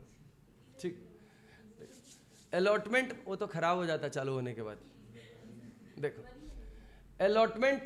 अलॉटमेंट का मनी जब अरियर होगा, कुछ ऐसा भी तो शेयर होल्डर होगा ना जो बाद में माइंड चेंज कर लेगा कि मेरे को अभी इस कंपनी में इन्वेस्टमेंट नहीं करना है, एप्लीकेशन कर दिया हूँ लेकिन मेरे को अलॉटमेंट का पैसा नहीं देना। जैसे मान लो हमारा शेयर कितना था, 10,000 शेयर था ना, 2 रुपया करके अलॉटमेंट का कंपनी के पास आना था। कितना रुपया आना था? ड्यू 20,000 रुपये का किया था, 8,000 तो पहले से ही सबका लेके बैठा हुआ है, वो तो एडजस्ट होगा। अच्छा, जो फेलियर करेगा उसका भी एडजस्ट होगा, समझ में आ रहा है ना, उसका भी एडजस्ट होगा, वहीं तो सम में गेम करेगा, समझ में आ रहा है ना, सम जब मिलेगा तो। और अब इसको 12,000 रुपया करके देना था, समझ में आ रहा है ना, 12,000 रुपया देना था। कंपनी के पास मान लो सिर्फ 9600 जो शेयर्स का 2 रुपया करके आया, समझ में आ रहा है ना, 9600 रुपीज का 2 रुपया करके आएगा। 400 शेयर्स जो लोग होल्ड करता था ना, एक शेयर होल्डर मान लो 400 शेयर होल्ड करता था, तो वह क्या कर गया, फेलियर कर गया। अच्छा, उसको 400 शेयर अगर मिला है तो वह कंपनी में कितना शेयर के लिए अप्लाई किया होगा? 6/5। सॉल्व करके बताना कितना आएगा, 400 इंटू 6/5, क्योंकि अगर ये 400 शेयर उसको दिया गया है तो अप्लाई तो वह ज्यादा शेयर के लिए किया होगा ना, 480 शेयर के लिए अप्लाई किया था। तो इसने भी कंपनी को 80 रुपया पहले से भेज दिया, 80 इंटू एप्लीकेशन का रेट क्या था, 4 रुपया करके था, यानी ये भी कंपनी को 320 रुपया पहले से दे करके बैठा हुआ है। बात समझ में आ रहा है ना, ये कंपनी को 320 रुपया एप्लीकेशन के समय ही दे के बैठा है, और अभी इसको देना कितना था, 400 इंटू 2 रुपया करके देना था, 800 रुपया, जिसमें से 320 रुपया तो वह पहले ही कंपनी को दे चुका है, तो अभी कितना देना था उसको, 480 रुपया देना था, लेकिन ये 480 रुपया देना फेलियर कर गया ये शेयर होल्डर। तो एंट्री जो पास होगा वह क्या लिखा जाएगा, calls in arrear account debit to equity share allotment account 480। समझ में आ रहा है ना, ये नहीं लिख देना कि 400 इंटू 2 800, तो गलती हो जाएगा, अमाउंट का गेम है। ये सब मैं सिखाऊंगा सम्स के अंदर, टेंशन नहीं लेना, एकदम गारंटी बोल रहा हूँ ना। जो बच्चा क्लास बीच में नहीं एब्सेंट करेगा, 6 या 7 क्लास में मैं इसको पढ़ाऊंगा, मेरे को 10 नंबर या 15 नंबर का इसमें गारंटी मार्क्स चाहिए आप लोगों से, तो एब्सेंट मत करना, मैं गारंटी लेता हूँ आपका नंबर आएगा, ठीक है। लेकिन आना, बीच में एब्सेंट कर देगा तो नहीं आएगा, क्योंकि सारा एक से एक ना मास्टर। अब तो थोड़ा सम पलट के देखो एक बार, 1 नंबर 2 नंबर थोड़ा सम एक बार पलट के तो देख लो, सारा का सारा ना एकदम मास्टर ब्लास्टर सम है, सारा का सारा चेक कर लो पलट के, समझ में आ रहा ना, मैंने सारा मास्टर सम दिया, उसमें एक भी एरे गैरा सम नहीं दिया मैंने, ठीक है। वो एरा गैरा मैं एक्सपेक्ट कर रहा हूँ कि तुम लोग 11-12 में किया होगा वैसा तरह का सम, खाली उतना 4-5 एंट्री पास करके एकदम खुश हो जाते थे, वो सम नहीं करना, ठीक है। देखो अच्छा, कंपनी अभी कॉल करेगा, कॉल इज मेड मतलब ड्यू का एंट्री, मान लो फर्स्ट कॉल करेगा, तो हम लोग फर्स्ट कॉल का एंट्री क्या पास करेंगे, equity share first call account debit to equity share capital account. Application अभी भी एप्लीकेशन में अटकी हुई है, एप्लीकेशन कब का बीत चुका है, शेयर बेच दिए हैं, शेयर होल्डर खरीद चुका है, तो अभी भी एप्लीकेशन सब ठीक। तो ये देखो, अब यहां पर जब हम ड्यू करेंगे फर्स्ट कॉल का मनी, तो equity share first call account debit to equity share capital लिखेंगे। अलॉटमेंट का भी ड्यू करेंगे तो equity share allotment account debit to equity share capital ही करेंगे। सबसे आसान तो यही है, अलॉटमेंट रहेगा तो allotment to equity share capital, first call रहेगा तो equity share first call account debit to equity share capital, यही करना है। क्लियर है? सेकंड एंड फाइनल कॉल रहेगा तो equity share second and final call account debit to equity share capital. Due का entry करते समय इक्विटी शेयर कैपिटल क्रेडिट में रहेगा ही रहेगा, चाहे अलॉटमेंट का ड्यू करो तब, कॉल्स का ड्यू करो तब। क्लियर है? रिसीव करते वक्त क्या करेंगे? रिसीव करेंगे तब तो पैसा आना ही है, तो आना है तो बैंक अकाउंट डेबिट तो कोई रोक नहीं सकता है, और फिर यही वाला डेबिट वाला उठा के इधर क्रेडिट में फेंक देना है, बस खत्म। याद भी नहीं करना है, सब कनेक्टेड है। क्लियर है? और कॉल इन अरियर होगा तो उसका भी सेम तरीके से एंट्री है जैसा ऊपर में हमने किया। अच्छा, अरियर का मान लो अमाउंट बाद में किसी शेयर होल्डर ने फिर से दे दिया, तब बैंक अकाउंट डेबिट होगा, और कॉल्स इन अरियर जो हम दोनों एंट्री में देखो कॉल्स इन अरियर को डेबिट में लिख के रखे हुए थे, यहाँ पर भी कॉल्स इन अरियर को हमने डेबिट में लिखा था, और यहाँ पर भी हमने कॉल्स इन अरियर को डेबिट में लिखा था। अगर मान लो कॉल्स इन अरियर का मनी मेरे को बाद में अगर रिसीव होता अपने शेयर होल्डर्स से, तो bank account debit to calls in arrear credit में भेज देंगे, वो एडजस्ट हो जाएगा अपने आप। ठीक है ना? इसके बाद देखो मेरे बच्चों, इंटरेस्ट इज रिसिव्ड और charged on calls in arrear. अगर कॉल्स इन अरियर अगर होगा, जैसे मान लो सेकेंड, या ऐसे करो 1 जुलाई को, ध्यान देना, 1 जुलाई को कंपनी को अलॉटमेंट का मनी रिसीव करना था, ऐसा सब में मिलेगा। 1 जुलाई को अलॉटमेंट का मनी रिसीव करना था, लेकिन एक शेयर होल्डर उसमें था, अनुभव नाम का, गरीब शेयर होल्डर था थोड़ा। ठीक है? ये शेयर होल्डर अलॉटमेंट के दिन पैसा अपना नहीं दे पाया, समझ में आ रहा ना? लेकिन फिर इसके 3 महीने के बाद, 1 जुलाई के बाद 3 महीना काउंट करो, जुलाई से अगस्त, अगस्त से सितंबर, सितंबर के बाद अक्टूबर, अक्टूबर में 1 अक्टूबर को फिर से जब फर्स्ट कॉल का मनी ड्यू हुआ, मतलब पेमेंट उस दिन लेने का बात था, तो इसने क्या किया, कंपनी को फर्स्ट कॉल का भी पैसा भेजा और अपना अलॉटमेंट वाला भी पैसा भेज दिया। समझ में आ रहा ना? क्योंकि कंपनी बोल दिया था कि अगर फर्स्ट कॉल के समय अगर पैसा जो जो नहीं भेजेगा उसका शेयर फॉरफिट कर लेंगे, भेज दिया इसने। तो 3 महीने का डिले से इसने पेमेंट भेजा है अपना। कौन वाला पेमेंट? बोलो ना, अलॉटमेंट वाला, अलॉटमेंट वाला। और मान लो ये 1000 शेयर का शेयर 1000 शेयर्स का होल्डर होगा, 1000 शेयर्स का, तो अलॉटमेंट का रेट 2 रुपया करके था, 2000 रुपया। तो कंपनी उस 2000 के ऊपर 10% पर एनम के रेट से, अच्छा ये रेट फिक्स है, समझ में आ रहा है ना? कंपनी एक्ट ने इसको फिक्स किया है 10% के रेट से, 2000 का 10% के रेट से, समझ में आ रहा है ना? 3 महीने का ब्याज भी कंपनी लेता है। कितना आएगा कैलकुलेट करके बताओ? 2000 शेयर्स, 2000 रुपया के ऊपर 1000 शेयर था 2 रुपया के रेट से, कितना आएगा? 50 रुपया। तो 50 रुपये का ये ब्याज भी कंपनी को भेजेगा, और उसका एंट्री कंपनी कैसे लिखेगा? बैंक अकाउंट डेबिट, समझ में आ रहा है ना? Bank account debit to interest on calls in arrear account. Clear है मेरी बात? और ये कैसे इंटरेस्ट कैलकुलेट होगा? इसी तरीके से सम्स में मिलेगा, कराऊंगा मैं। इसके बाद अगर मान लो एक दूसरा शेयर होल्डर, समझ में आ रहा है ना? एक दूसरा शेयर होल्डर है रिसर्व, बहुत पैसा वाला है। ये रिसर्व नाम का जो शेयर होल्डर था ना, बोला कि देखो मेरे को ना बहुत हेडेक नहीं लेना है। इसने क्या किया, अलॉटमेंट के समय जब कंपनी ने इसको ड्यू किया था ना, ये 1500 शेयर खरीद के रखा था, अमीर आदमी था। कंपनी इसको 1500 शेयर का अलॉटमेंट का 2 रुपया करके मांगा था। 2 रुपया ही तो रेट है ना अलॉटमेंट का हमारे एग्जाम्पल में, 3000 रुपया। इसने क्या किया ना, कंपनी को पूरा 10 रुपया, जो एप्लीकेशन का 4 रुपया हो गया था, वो तो सबको ही दे चुका है, तभी तो उसको शेयर अलॉट किया जा रहा है। फिर 2 रुपया था इसका अलॉटमेंट का, 2 रुपया फर्स्ट कॉल और 2 रुपया सेकंड एंड फाइनल कॉल। ये गुस्से में आकर के पूरा का पूरा 10 रुपया कंपनी को भेज दिया। बोला 1500 इंटू 6, नालायक को ये पूरा ले लो, 9000 रुपये भेज दिया कंपनी को। बात समझ में आ रहा है ना? पूरा का पूरा रुपया भेज दिया एक बार में। बार बार मेरे पास लेटर नहीं आना चाहिए पैसा मांगने का, ठीक? पूरा मनी भेज दिया। अब कंपनी को ये अलॉटमेंट का डेट कब था? अभी अभी मैं एग्जांपल में अलॉटमेंट का डेट बताया था मेरे बच्चों, 1 जुलाई।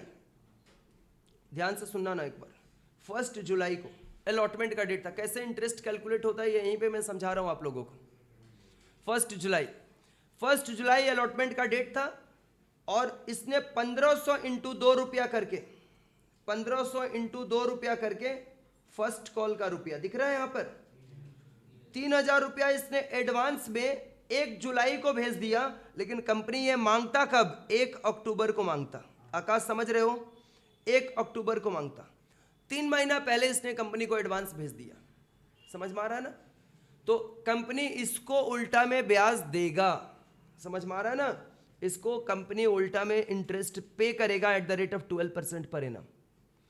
तो 3000 रुपया इसने भेजा है, 3000 के ऊपर 12% के रेट से 3 महीने का ब्याज निकालो, कितना आएगा? 3/12 सॉल्व करके बताओ। 90 रुपीज का इसको उल्टा में इंटरेस्ट मिलेगा।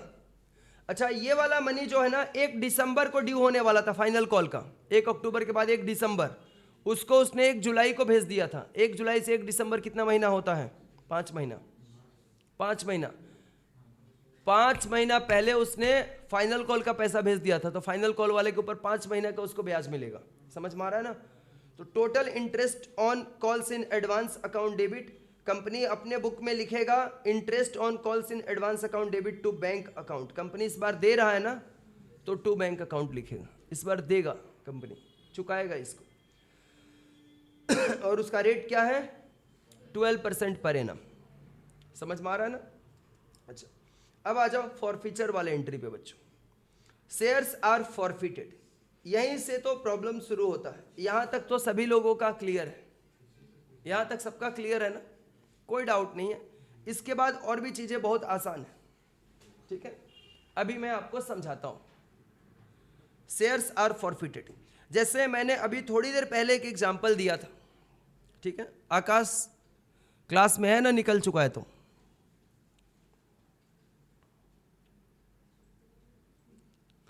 देखो, शेयर्स आर फॉरफिटेड, ध्यान देना।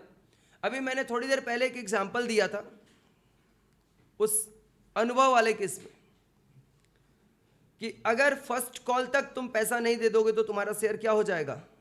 फॉरफिट हो जाएगा। तुम्हारा शेयर क्या हो जाएगा? फॉरफिट हो जाएगा। Yes sir, okay, good boy, forfeit हो जाएगा। अब वहां तक जब हम फर्स्ट कॉल पे उसको ये धमकी दिए थे, हम मतलब कंपनी, समझ में आ रहा ना? धमकी दिए थे, उस समय कंपनी कॉल्ड अप वैल्यू क्या था ये आदिल बताएगा। कॉल्ड अप वैल्यू क्या था? खड़ा हो जाओ। कॉल्ड अप वैल्यू, सर हमको कॉल्ड अप वैल्यू का मतलब ही नहीं पता, और कोई नहीं बताएगा, वही बताएगा सर।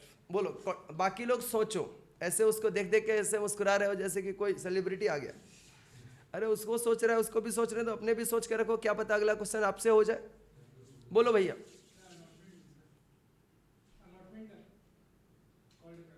कॉल्ड अप वैल्यू का मतलब क्या होता है? अगर ये बता दोगे तो फॉरफीचर आपको क्लियर हो जाएगा पूरा, इसकी मैं गारंटी ले रहा हूं।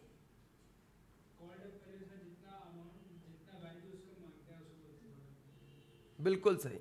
यानी मेरे एग्जाम्पल के अकॉर्डिंग अगर हम चलते हैं, खड़े रहना, अभी कंपनी अभी तक जितना रुपया मांग चुका है उसको बोलते हैं कॉल्ड अप वैल्यू। जैसे एप्लीकेशन का 4 रुपया मांग चुका है, अलॉटमेंट का 2 रुपया, और फर्स्ट कॉल का 2 रुपया। और फर्स्ट कॉल के समय आकर के बोला कंपनी कि अगर फर्स्ट कॉल वाला पैसा भी नहीं दिया, अलॉटमेंट का तो दिया नहीं है, फर्स्ट कॉल वाला भी नहीं दिया, तो आपका शेयर फॉरफिट कर लेंगे। उसको बोलते हैं कॉल्ड अप वैल्यू। मतलब कंपनी का पर शेयर कॉल्ड अप वैल्यू है 8 रुपया। कितना है? 8 रुपया। बैठ जाओ बच्चा, 8 रुपया। समझ में आ रहा है ना? तो यहां पर हम लोग क्या लिखते हैं? Equity share capital account debit. यहां पर लिखते हैं नंबर ऑफ शेयर फॉरफिटेड। समझ में आ रहा है ना? Number of share forfeited into called up value. अच्छा, शेयर उनका ही फॉरफिट होगा ना जो लोग अपना एप्लीकेशन मतलब मनी फेलियर कर रहे हैं ना, सबका शेयर फॉरफिट कर लेंगे। समझ में आ रहा है ना? अगर मान लो नितिन पढ़ाई नहीं करेगा, रोज अपने घर भागा रहेगा, होमवर्क नहीं करेगा, क्लासेस नहीं देखेगा, घर पे बैकअप नहीं करेगा, एग्जाम्स में नंबर अच्छा नहीं रहेगा, तो मैं एक बच्चे को खाली निकालूंगा ना, सबको निकाल दूंगा। समझ में आ रहा है ना? एक बच्चे को, ये एग्जाम्पल दे रहा हूं। वैसे ही वह शेयर होल्डर जो बार बार फेलियर कर रहा है, अलॉटमेंट भी फेल कर गया, फर्स्ट कॉल भी फेल कर गया, तो मैं सिर्फ उसी बच्चे को क्या करूंगा? मतलब उसका शेयर फॉरफिट करूंगा। समझ में आ रहा है ना? उसका शेयर फॉरफिट करूंगा तो हमें पता रहता है नंबर कितना फॉरफिट होने वाला है। तो यहां पर हम लोग क्या वैल्यू लिखते हैं पता है? यहां पर फॉर्मूला यूज करते हैं, number of share forfeited into called up value. यानी अगर मान लो किसी शेयर होल्डर का 100 शेयर है और उसको हम अभी तक 8 रुपया मांग चुके हैं, तो यहां पर अमाउंट कितना लिखेंगे, 800 रुपया। क्लियर है। सिक्योरिटीज प्रीमियम अकाउंट, अगर उसका प्रीमियम का मनी भी अरियर रहा होगा, तब मान लो अलॉटमेंट में फेल करेगा तो प्रीमियम का मनी भी क्या हो जाएगा, अरियर हो जाएगा, तब यहां पर सिक्योरिटीज प्रीमियम अकाउंट डेबिट लिखना पड़ेगा। जैसे मान लो किसी शेयर होल्डर से हमें 5 रुपया करके लेना है, जिसमें 3 रुपया शेयर का है और 2 रुपया प्रीमियम का है, समझ में आ रहा है ना, तो प्रीमियम वाला मनी इसमें लिखेंगे सिक्योरिटीज प्रीमियम अकाउंट डेबिट में। इसके बाद यहां पे लिखते हैं हम लोग calls in arrear account, calls in arrear account. बच्चों यहां पर कॉल्स इन अरियर के जगह पे आप दूसरा कुछ भी लिख सकते हो। क्या लिख सकते हो बताने जा रहा हूं मैं। आप कॉल्स इन अरियर लिखोगे तो ज्यादा फायदे में रहोगे। क्यों? आपको दोनों अमाउंट एक साथ ऐड कर देना है। जैसे फेलियर कौन किया था, अनुभव, कितना शेयर होल्ड करता था, कितना शेयर होल्ड करता था, 400 शेयर होल्ड करता था। अच्छा, और 400 शेयर का 2 रुपया अलॉटमेंट का फेल किया था और 2 रुपया फर्स्ट कॉल का, 4 रुपया फेल किया था। तो आप सीधे कर दोगे 400 इंटू 4, 1600 रुपया। कॉल्स इन अरियर की जगह पे डायरेक्ट क्या लिख दोगे, टू कॉल्स इन अरियर 1600। या फिर आप दो तरीके से लिख सकते हो, to equity share allotment account और to equity share first call account. 400 into 2 फिर 400 इंटू 2, 2 बार आप लिख सकते हो। आप कॉल्स इन अरियर लिख लो या फिर 2 बार लिख लो, समझ में आ रहा है ना। दोनों लिखोगे दोनों ही करेक्ट होता है। किसी बच्चे का गलती हो सकता है क्या सर, नहीं, कोई लोग दोनों लिखेगा स्टेप वाइज, कि हम स्टेप वाइज लिखेंगे तो हमारा गलती नहीं होगा, तो वैसे भी लिख सकता है। और यहां पर होता है शेयर फॉरफीचर अकाउंट। यहां पर कौन सा अमाउंट लिखते हैं, number of share forfeited. Number of share forfeited कितना है इसका, 400। और वह अमाउंट लिखते हैं जो अब तक रिसीव हमारा हो चुका है, समझ में आ रहा है ना, जो ऑलरेडी रिसीव हो चुका है। जैसे इसने हमें एप्लीकेशन का कितना रुपया दिया, 4 रुपया। अलॉटमेंट और फर्स्ट कॉल में फेलियर किया है, लेकिन एप्लीकेशन का तो 4 रुपया दे चुका है, तो अब उसका वो पैसा भी हमने रख लिया, वो भी नहीं देंगे, और शेयर भी हमने उससे छीन लिया। फॉरफिट करने का मतलब क्या होता है, छीन लेना, समझ में आ रहा है ना, हड़प लेना उसका, फॉरफीचर का मतलब होता है। तो कंपनी यही काम करता है। ये होता है कंपनी का पूरा लाभ, भैया ये होता है पूरा का पूरा लाभ, समझ में आ रहा है ना। इक्विटी शेयर फॉरफीचर अकाउंट, इसमें क्या लिखते हैं, number of share forfeited into money already received by company, समझ में आ रहा है ना। अगर मान लो 2 कॉल दे चुका है, एप्लीकेशन 4 रुपया दे चुका है, अलॉटमेंट 2 रुपया दे चुका है, तो यहां पर 400 इंटू 6 लिखेंगे। बात समझ में आ रही है, क्लियर है। अच्छा, तो ये एंट्री भी बहुत आसान है। Equity share capital account debit, securities premium account तब लिखेंगे जब सिक्योरिटीज प्रीमियम वाला कॉल हमारा ड्यू होगा, नहीं मिला होगा, तब उसको लिखेंगे, अदरवाइज सिक्योरिटीज प्रीमियम लिखने का जरूरत ही नहीं है। To calls in arrear account और टू शेयर फॉरफीचर अकाउंट, इतना ही है। और अब फॉरफिटेड शेयर को री इशू हम करने जा रहे हैं बच्चों। फॉरफिटेड शेयर को क्या करने जा रहे हैं, री इशू करने जा रहे हैं। फॉरफिटेड शेयर कंपनी रखता नहीं है। अच्छा बच्चों, मैंने अभी थोड़ी देर पहले क्या इसी क्लास में मैंने आपको समझाया था कि फॉरफिटेड शेयर्स को हम लोग डिस्काउंट में इशू नहीं कर सकते हैं, ऐसा मैंने पढ़ाया था आपको। लेकिन फॉरफिटेड शेयर को डिस्काउंट में इशू किया जा सकता है, समझ में आ रहा है ना। फ्रेश इशू हम डिस्काउंट में नहीं कर सकते हैं, लेकिन फॉरफिटेड शेयर्स को इशू हम डिस्काउंट में कर सकते हैं, समझ में आ रहा है ना। तो बैंक अकाउंट डेबिट, अगर मान लो हमने 8 रुपया तक अभी तक कॉल्ड अप किया था, इससे किया था ना, और हमने क्या किया, इस 8 रुपया का शेयर को फॉरफिट करके और दूसरे किसी को 7 रुपये में हमने बेच दिया, तो 1 रुपया पर शेयर का हमारा क्या होगा, लॉस, डिस्काउंट नहीं लॉस होगा ना। तो उसको यहां पर लिखते हैं हम लोग शेयर फॉरफीचर अकाउंट डेबिट करके। क्लियर है मेरी बात ना। Bank account debit, share forfeiture account debit, loss on री इशू यहां पे लिखा जाता है। अगर मान लो लॉस नहीं हुआ तो ये शेयर फॉरफीचर अकाउंट डेबिट लिखने का जरूरत भी नहीं पड़ेगा, ठीक है। और टू क्या हो जाएगा, share capital account, to securities premium account. ये प्रीमियम तब लिखेंगे इफ इशूड ऑन प्रीमियम। जैसे मान लो 8 रुपये का शेयर हड़प करके और 9 रुपये में हमने बेच दिया, तो प्रीमियम आ गया ना हमारे पास। तो इफ इशूड ऑन प्रीमियम ये तब लिखा जाएगा। उसके बाद से देखो ये लास्ट एंट्री होता है। एग्जाम्स वाला आपका जब ये क्वेश्चन चेक करता है तो क्या चेक करता है पता है, ये आपको क्या लगता है फर्स्ट एंट्री से चेकिंग चालू होता है? नहीं, सबसे पहले आपका वह कैपिटल रिजर्व चेक करता है। कैपिटल रिजर्व का अमाउंट आपका मैच कर गया है, तब वो ऊपर का कोई एंट्री चेक नहीं करेगा, डायरेक्ट वहीं पे आपको फुल मार्क्स बैठा के आगे बढ़ जाएगा। समझ आ रहा है मेरी बात? वो खाली एंट्री काउंट कर लेगा, हाँ बच्चा 7-8 एंट्री किया है ना, 10 एंट्री किया है ना, कैपिटल रिजर्व मैच कर रहा है, पूरा 10 में 10 बैठाएगा, आगे बढ़ जाएगा, चेक नहीं करेगा। बाकी आप क्या वर्किंग नोट किए हो, क्या किए हो, कोई मतलब नहीं, खाली पेन चलेगा बस, खत्म। और अगर आपका ये नहीं मैच किया है कैपिटल रिजर्व, तो फिर वो एकदम बिगिनिंग से शुरू करेगा एकदम। मतलब वो सोचेगा ना कि 10 बच्चा में तो 3-4 बच्चा तो ऐसा निकलेगा जिसका कैपिटल रिजर्व मैच किया होगा, तो उसके लिए उसको मेहनत नहीं करना है।